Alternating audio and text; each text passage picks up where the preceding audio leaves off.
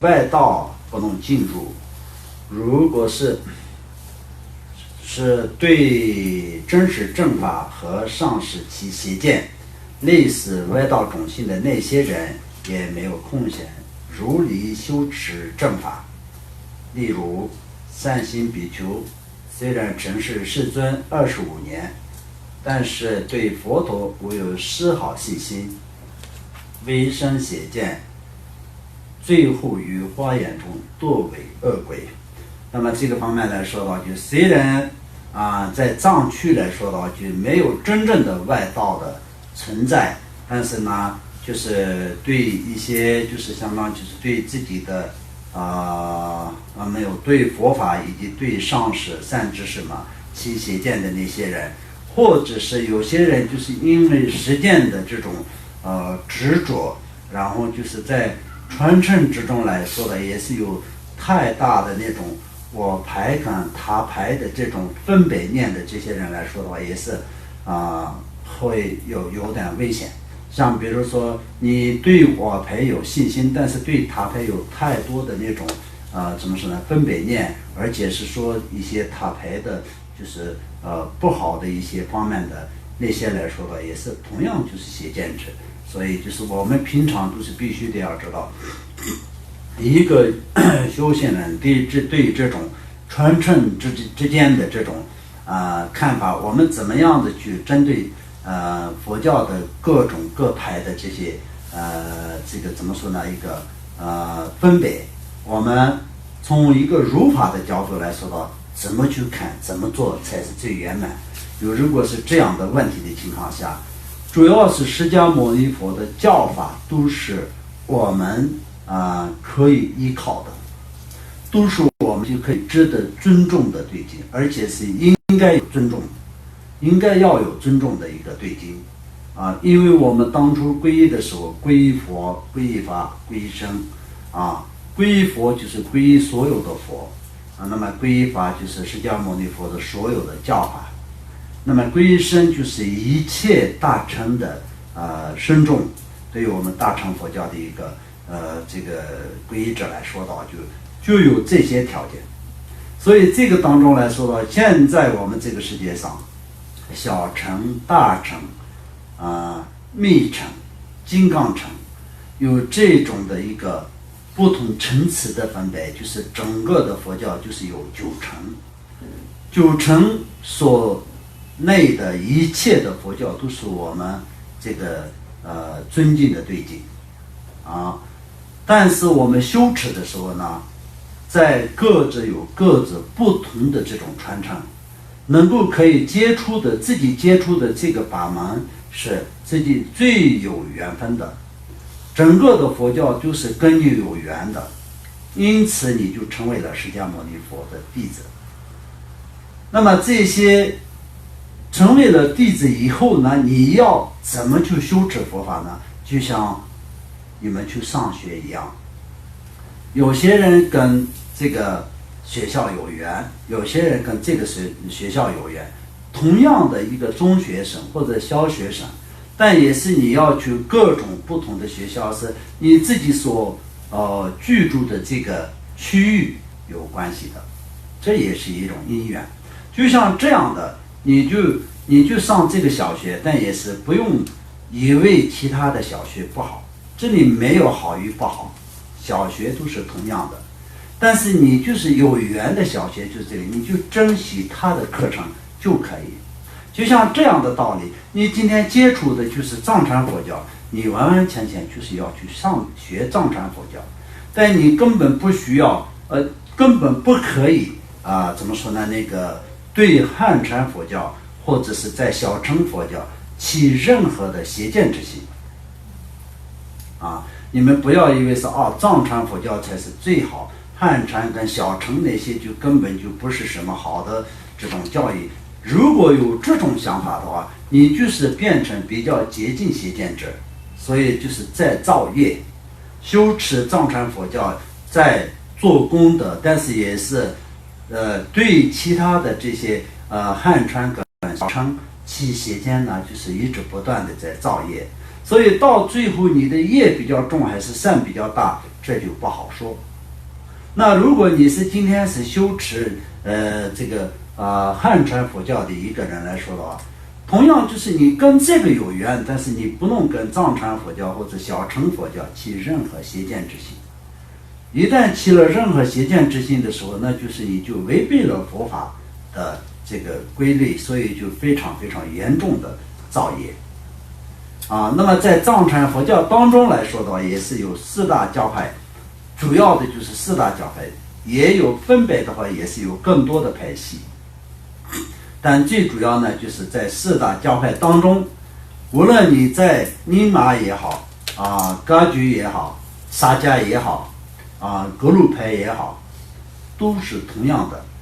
但是你自己能够接触哪一个传承，对于你来说的话，这是最殊胜的。你可以说我的传承是最殊胜，因为从哪方面出生？因为跟你最有缘，所以对于你来说的话最殊胜的。全世界的所有的妈妈都一样的伟大，一样的伟大，但是对于你来说的话，你的妈妈才是最伟大的。就像这样的一个认出那么你全世界的妈妈都是同样的，今天你把她的妈妈也是你叫她妈妈，我的妈妈也是叫她妈妈，这两个妈妈都是没有任何分别的，这是一切行为也不行。所以呢，就是同一个时间接触很多个这个传承跟宗派的话，那不可以的。为什么不可以呢？因为你自己修持没有办法圆满。今天你在禅宗，明天你在密宗，也可以说今天你在汉传佛教，明天你在藏传佛教，或者今天你在噶举派，明天你在尼玛派，或者后天你在格鲁派，那种的时候呢，这只是你在玩。这个中间没有产生什么就是不如法的行为的话，那也是阿弥陀佛。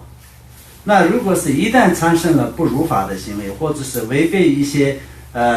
金刚师兄以及上师的教言的情况下，那就非常严重破坏金刚师兄的团结，破坏上师有弟子之间的团结，这样的时候呢，那你的造的业就大了，所以就没有办法能够可以救你的一个法。所以你就这个方面是一定要，我们这个方面一定要知道，因为不然的话，就是现实的这个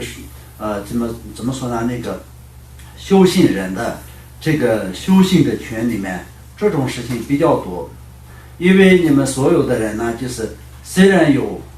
很好的这种信心，而且非常殊胜的因缘接触佛法，但是从小成长的环境来说到，就并不是完全是一个佛教国家大的环境并不是完完全全就是佛教的环境，各种宗教一起，或者是有很多有信仰宗教跟没有信仰的各种各样的社会人在一起的过程当中来说到，你们从小的教育并不是真正的佛教的教育。那么后来就是在过去的因缘成熟了，那么中途的时候就是接触了佛法，也是一个非常好的。但这种人来说到，就更加的要小心，更加的要谨慎的去学习佛法，不然的话就是从佛法当中，相当就是你今天虽然进入了藏传佛教，那么藏传佛教当中，因为人呢就很贪心，尤其是很多人对自己得到这种结果的要求非常高，而且是要快速最殊胜的我要得到，有这种想法的情况下，都会去问哪一个是最殊胜。今天如果接触一个上师的话，也是第一个带着一个时间的执着去问哪一个上师的地位是最高他的那个是一个活佛，还是一个堪布，还是一个普通的喇嘛，还是他的是哪一个寺庙的什么，他的寺庙有多大的地位等等，这种实际上来说的这些都是一种实践的执着。如果是要真正的去问的话，哪一位上师才是有真正的佛法，这是正确的而且是看哪一位上师才真正的讲课，真正的给弟子让弟子学习佛法，这样才是最大最好。那么如果是问哪一位上师才是最有加持，这谁都不能回答。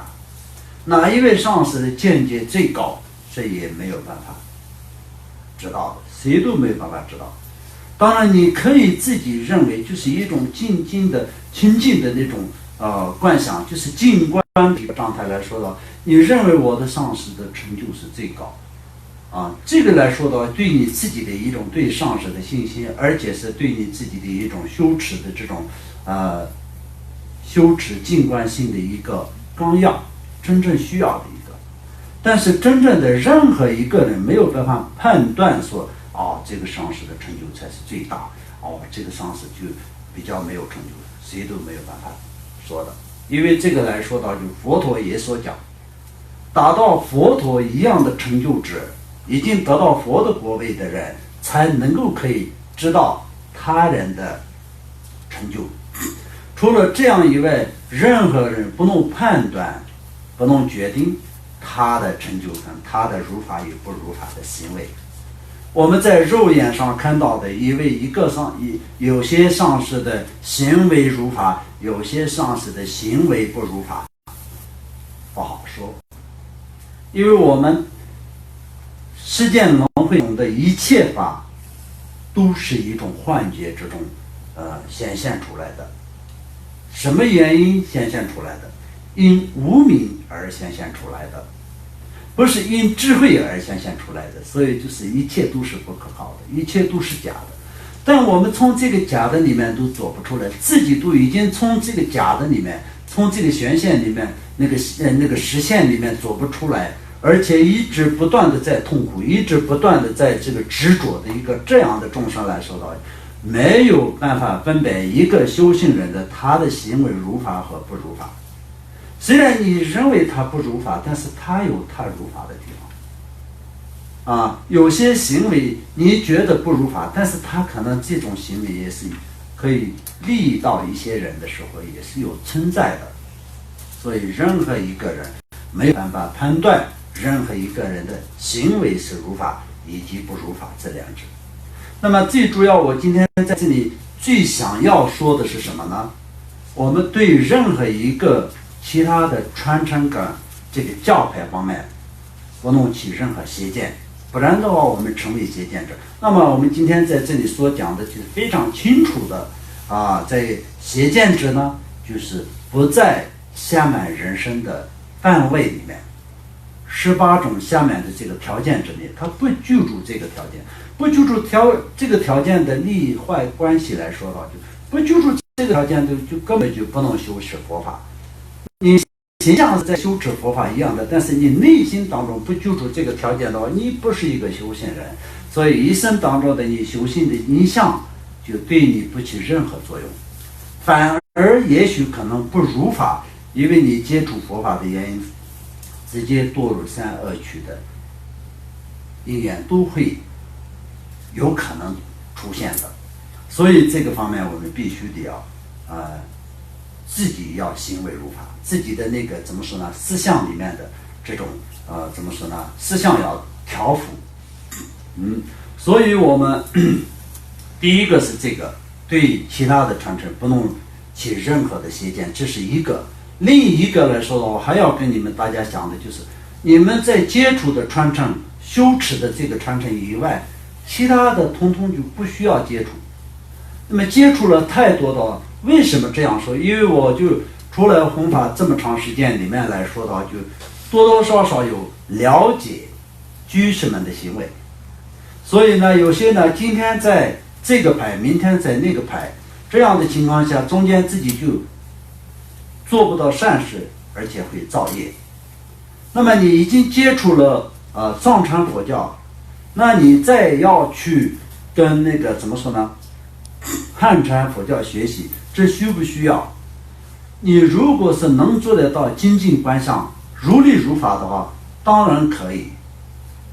没有不如法的。但也如果是这些都做不到的情况下，你不是特别怎么说呢，有根器的一个人来说的话，最好也不需要，越单纯越好。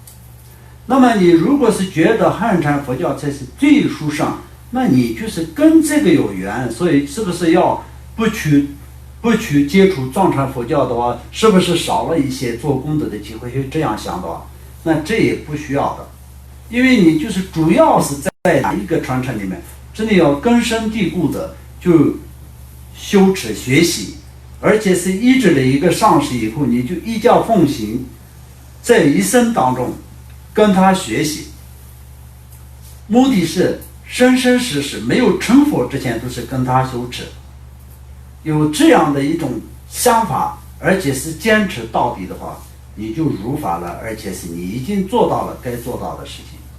所以这个方面是非常非常的重要。所以这呢就是我们就面对各种各样的教派，教派就是这个佛教的传承啊。那我们就是从宗教跟宗教之间来说到，就像佛教，我们修持佛教以后，要不要接触其他的宗教这些来说，那根本就不需要的，而且也是不可以的。我们就是当初皈依佛法的，就是说，我们皈依了佛以后，不皈依任何其他的外道。原因是什么呢？除了佛法以外，每一个宗教都是有它的那个利益的存在，并不是说全部不好，或者是全部这个同样，不是全部不好，但也不是全部一样的。好有好的程度啊，所以就是道理是存在的，都有各自的利益，但是对这个究竟的利益，而且是对万物一切法的说分析的道理方面的这种教育的这种根据跟观点都有区别的。善心比丘，善心比丘的故事在这本书里面呢，就是后面会出现的，所以今天不需要特别多的解释。善心比丘就服侍了释迦牟尼佛25年以后，他就那也并不是说最后起了邪见，他就是一直都没有什么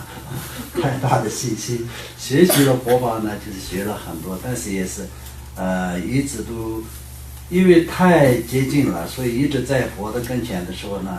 就没有什么特别的，就是这种起信心，然后他就佛的一切这种方便的行为，全部都是他把它看作是就是他把他佛当作是一个比较聪明的人。聪明以外呢，就是他更不好的地方是什么？他就是有算计众生的一个这样的人，内心就是比较恶心的，就是有欺骗众生的目的的情况下，他利用方便善巧方面去欺骗众生啊，然后就是当作是一个很厉害的一个这样的聪明人，他只能是这样，没有办法当作是殊胜的这个功德值，所以就后来他就也那个怎么说呢？离开了佛陀以后呢，他就7天以后就变成了恶鬼，就像这样的一个故事来说到后面会出现的，所以我们今天不用特别多的解释。好，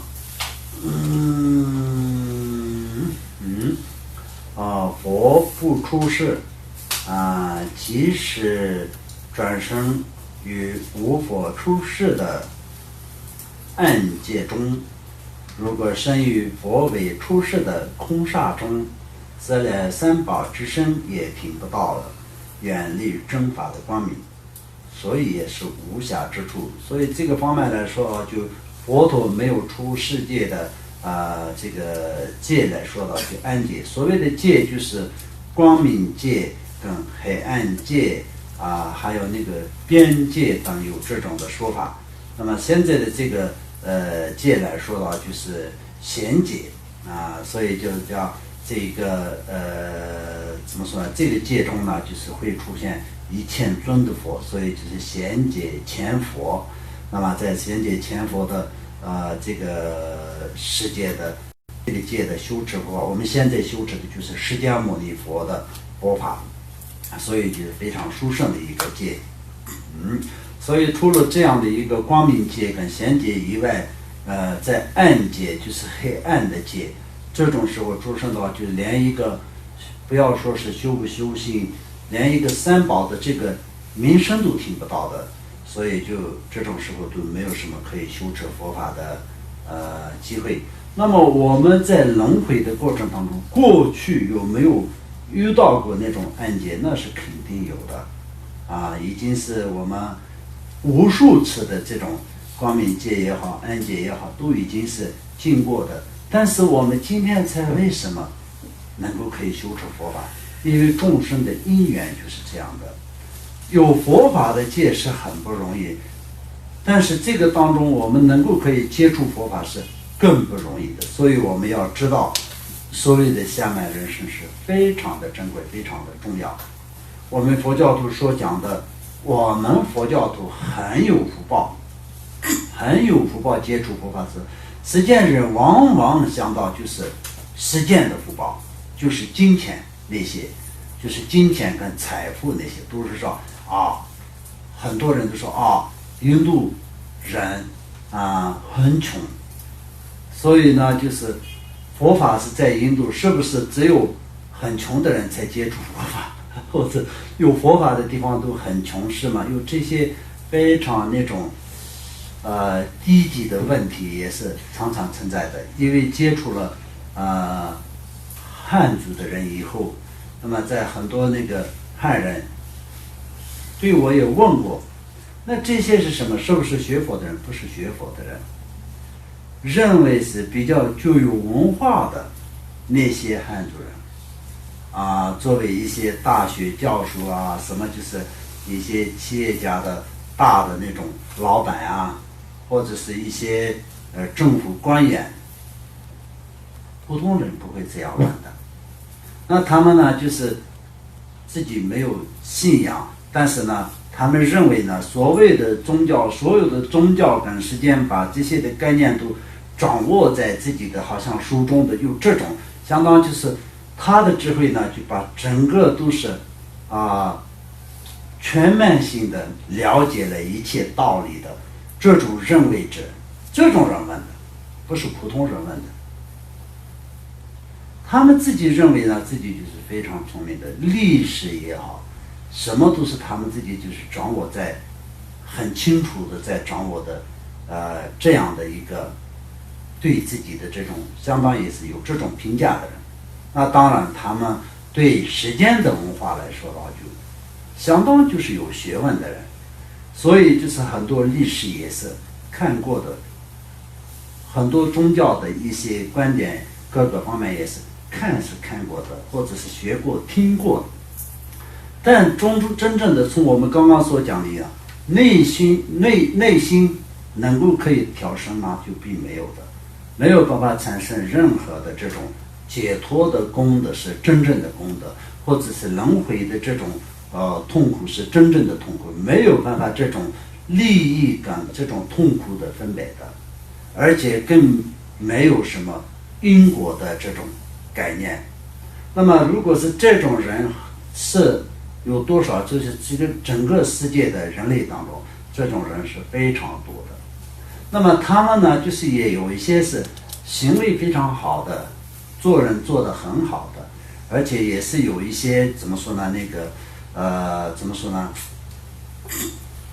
比较好的那些人，他们是依靠什么？依靠实践的教育感，而且是这怎么说呢比较重视法律的人，那就比较不会去做太多的这种不好的事情。但内心里面有没有就像动因果的一个人一样的行为，那就不存在的。所以就是以修持佛法跟这个实践的行为是没有办法打在一起的。所以他们曾经也是有这种想法，我曾经也是碰过很多这种人，他们就说过去印度主要的佛教就是在印度产生的但是印度到现在也是很穷，有这种人。但是佛法所存在的那个时候，印度应该也是不是就像他所想的一样的那么穷。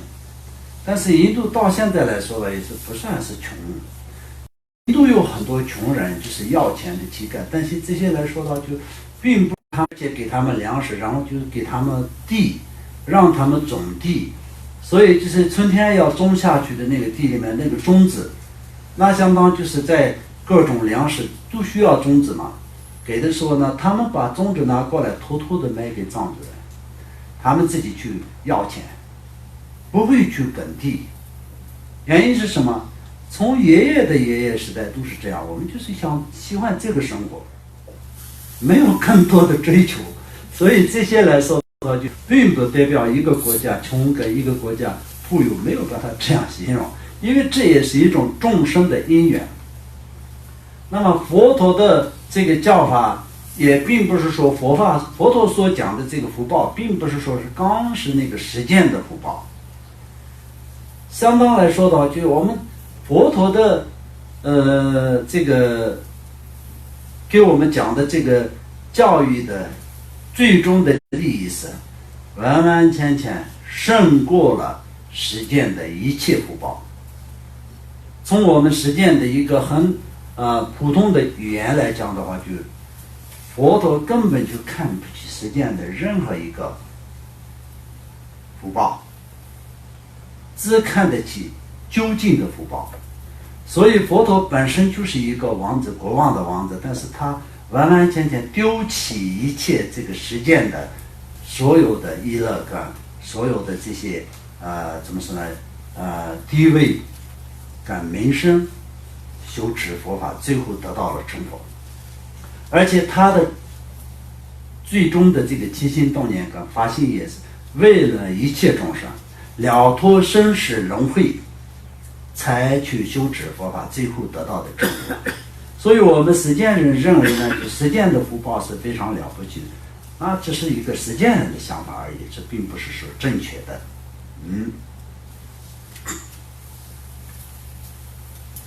然后接下来我们讲阴雅的部分。这个前面呢我们讲的就是那个邪见的部分，然后阴雅的部分来说的话，如果身为阴雅，则自相修无法调胜，所以不能进行任何文法、讲法和修法那所谓的阴雅，总的来说是指语言阴雅，也就是指不救主只言解义这一人之法相，所以是无暇之处。因为一根阴雅十分愚痴，不能有正法的含义，所以也是无暇之处。那么这个方面来说，我们就看看前面也是有讲过，就是主根不具足的人，就是阴雅是讲法的时候就是听不懂的，因为聋的耳朵聋的是吧？叫聋嘛，对不对？听不懂的就是听不到的人就是耳聋嘛，而且说不出话的人就是哑巴或者是意识怎么说呢？精神不清楚的，精神有问题的人，相当就是在这个看起来外表是很正常的，能说也听得进去的，但是呢意识不清楚的人就像疯子或者是有精神有问题的那些人，那他们就没有办法修持佛法，所以就这个方面十分愚痴。那么愚痴来说到本身就是我们最大的敌人，想要修持佛法而要得到解脱的一个人来说到，愚痴是最大的敌人所有的烦恼都是从愚痴来的，所以烦恼是我们的敌人，智慧是我们要修持的对境，追求的目标。所以有智慧的话，可以再针对愚痴，但是愚痴会改过智慧的，那就是最严重的问题。所以就我们要修持佛法，就是要去除我们内心中的一切愚痴。所以我们本身的轮回的原因也是无明，无明就是愚痴贪嗔痴三个主要的根本也是愚痴。从愚痴当中出现的一切烦恼的根本只有一个名字，叫什么？无明，那就是愚痴所以这样的情况下，我们没有办法修持佛法。我前几天也是记得说过所谓我们佛教徒的有智慧跟没有智慧，就是最主要的就是要懂得善恶的利益分别之，这就是有智慧。知道善有善的功德，恶有恶的不好的果报，懂得这些，而且是对善的果报能够可以珍惜的人啊，对恶业的果报能懂得害怕的人，这就是有智慧的。所以这些都不懂的，就像那个普通的一个众生一样，就像牛一样啊，那么什么都不懂，就是善有善的因果，恶有恶的恶报，这些都不懂。那么就是相当的，就是因呀这些那个也是跟其他的众生那个出生一样的差不多的行为，所以就不在这个18暇满救助18暇满的条件的范围里面。